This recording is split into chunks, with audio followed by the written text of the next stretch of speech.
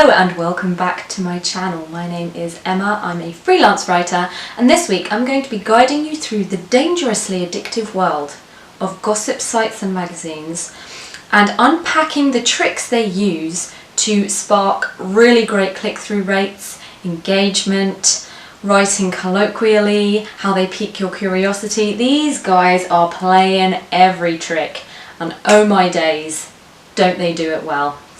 So how are they doing it, and how can you use those same techniques to improve your writing? We're about to find out. So grab a cup of tea, my friend. Let's dive on in. Let's go! You know, they say that one man's trash is another man's treasure. And I think in this instance it's really very true. Gossip sites and magazines aren't generally considered to be very highbrow reading, but the techniques that they use are so effective. This shit even works on me, and I spend my entire day playing this crap on other people as a copywriter. Like, I don't want to devalue the industry, but really that's what we're doing, isn't it? We're encouraging people to stay and read. We're encouraging them to open an email. We're encouraging them to click and buy. We are trying to keep them engaged. We're trying to figure out what makes people tick. And gossip sites have this shit locked down. So I'm going to pull out a load of examples that I have both in print and online and show you just exactly what they're doing and how you can steal it. First up, engagement.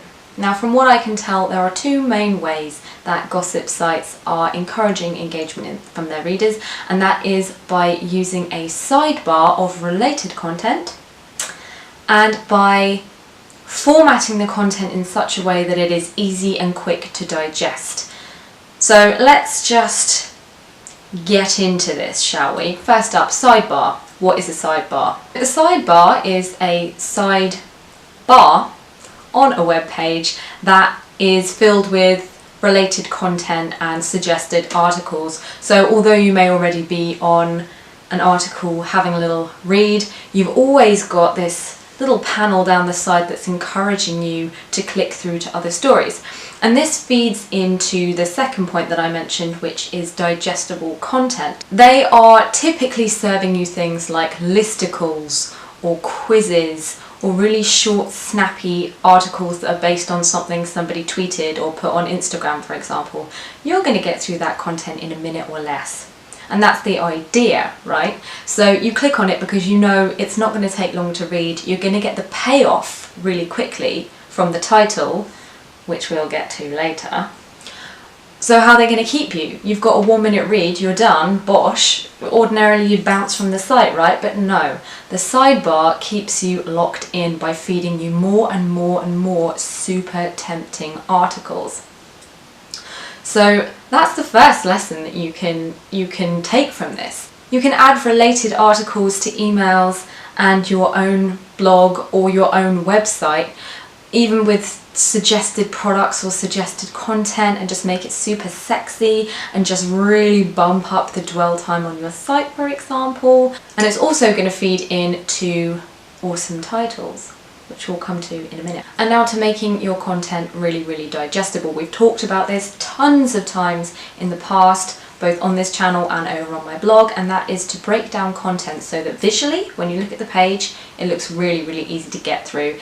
There's no big chunky heavy paragraphs. It doesn't look heavy or difficult to read. It looks really easy. It's just got a couple of lines and some sexy pictures. What Mail Online have done here is put it's quite a long title admittedly, but what they've done underneath is bullet pointed the whole story. So basically you can hop onto the article, read the bullet points, and you're done, right? You don't even have to read the whole article if you don't want to. You're getting the top line details right at the start, and then you can hop off onto all of the other articles that they're suggesting that you read, which is a lot, which is everything, basically. It's just everywhere. Articles tend to feature content that has been tweeted or put on Instagram, so they're going to fill those posts with actual screenshots of the tweets. It makes it a lot more visual, it helps to break the copy down, it also verifies the statement that they've made. They can't say, oh, this person did this, and then, you know, not have any proof of it. So this helps again to verify the story, but also gives a nice visual element which makes it super easy to read. So that's lesson number 1, engagement, brought to you by gossip sites. The second lesson you can learn is all about click-through rate. These guys are the masters. I fall for this shit all the time. I fall for it on YouTube, I fall for it on Mail Online, I fall for it everywhere. Can't help myself. Gossip sites are inspiring click-throughs with really, really sexy titles. How are they making these titles so sexy? Well, I'll tell you, because we've talked about it before, and that is using emotive language. They're using words like need, hate, must, want. People are furious that Kendall Jenner's raw and moving story is a deal. Emotional words really, really work because as humans we're hardwired to respond to emotion. I've gone into some detail about the science behind this in a blog post I've written, which I will pop for you below, but emotional words will always get you a click. And when that fails, let's resort to superlatives and hyperbole. So let's look at a really good example of using hyperbole in writing. It's off! Oh my god, it's off. Why Katie dumped Orlando 3 hours after this pic. Holy shit. Just in case you're curious, I don't know why. I could read the article, but that would be an investment of my time that I'm not willing to put down at this point. Well, how about this? Shock surgery report. I'm preparing to be really quite shocked. How about this? 25 tweets that sum up how unreal British politics got. Unreal! It wasn't just tricky or difficult, that shit was unreal. Okay? Just think about where the story actually is and then turn it up like several degrees and then you're probably on the right track. Outraged Tesco's customer. Outraged. A monstrosity of an egg. That shit is just, really, that's a lot, isn't it? For a story about a disappointing egg, I think that we've added excessive drama to the situation. However, I read that title and I think this egg must be whack. I have to see it. I can't get any work done until I've looked at this monstrosity of an egg. And yes, the story under-delivered and it was disappointing. But at least I managed to get rid of that curiosity about the egg. Funny I should mention curiosity. That leads me on to the next point, and that is piquing your reader's curiosity with things that give a little taste of the article or the drama or the information or the value, but don't quite follow through. So what they have to do is click to get the rest of it. And again, I fall for it every time.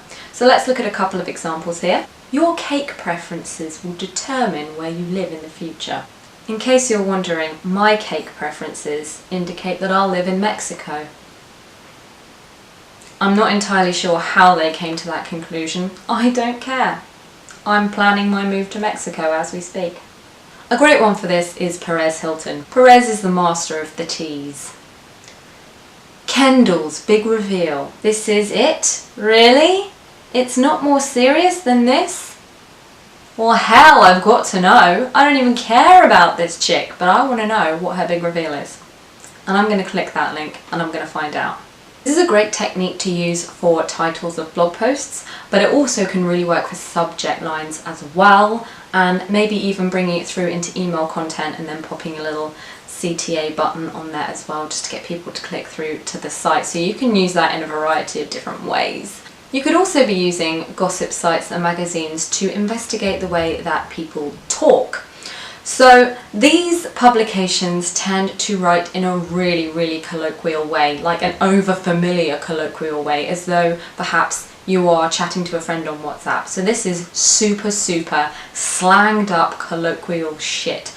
And although that might not be appropriate to use anywhere for everybody, it is a really good lesson in how, well, it shows us that when you speak to your target reader in their own voice, I mean, wonderful things can happen. When I read some of these titles, I'm actually imagining a group of 20-somethings in a WhatsApp chat, and it creates this almost relationship as though you are chatting with a peer.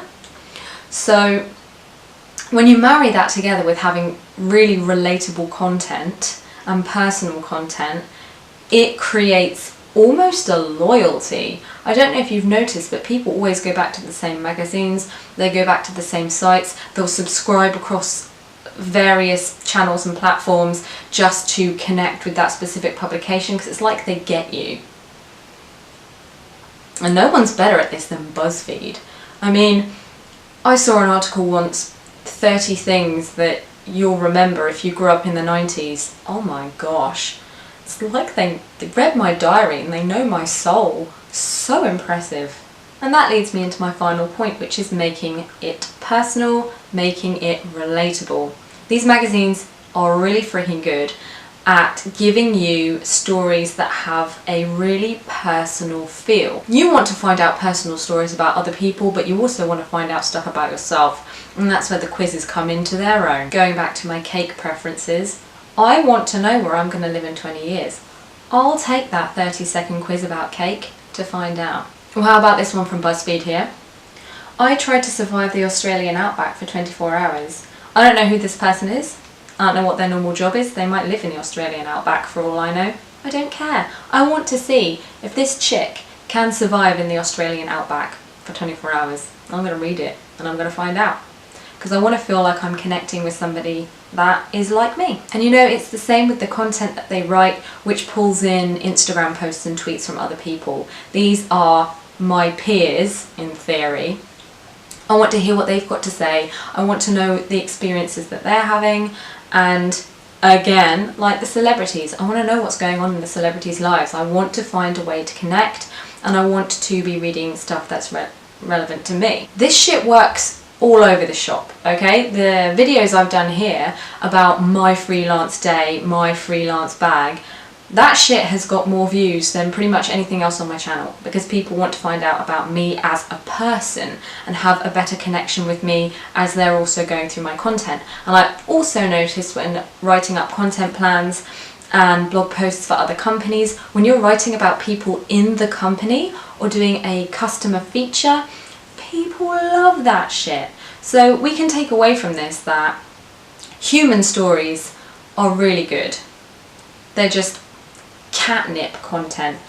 Copy crack. And there we have it. We're at the end of the video. I bet you feel that you've really achieved something, because I think that this is probably going to push 15 minutes or so. If you've got any questions you'd like to ask me, you can pop them in the comments box below. And as always, all of my research and sources will be linked in the description box, and you can find me back here on Friday at 7. I might start pushing these videos to once every fortnight, so if I'm not around next week, you can catch me the week after. Don't worry, I'm not going anywhere. I'll be here. And you can always find me on Twitter at @EJCamley if you've got anything you'd like to say or ask. That's where I hang out when I'm avoiding work. Until then, take care, have a great week, and I'll see you next time here on Kiss My A's.